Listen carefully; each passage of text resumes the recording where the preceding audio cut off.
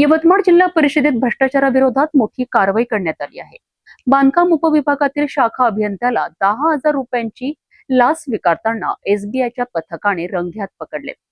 अंतिम बिल मंजूर करण्यासाठी आणि आवश्यक कागदपत्रांवर स्वाक्षरी करण्याकरिता लाचेची मागणी केल्याचा आरोप आहे।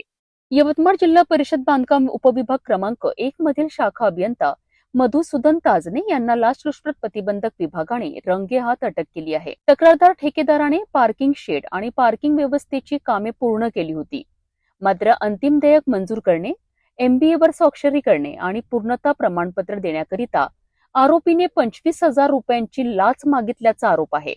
तक्रारीनंतर ACBने पडताळणी केली असता 10,000 रुपयात तडजोड झाल्याचे समोर आले आहेत।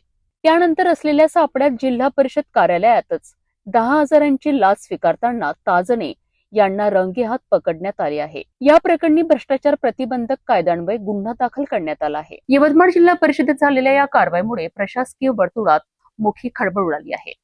भ्रष्टाचाराविरोधातील ही कारवाई आता चर्चेचा विषय ठरत आहे।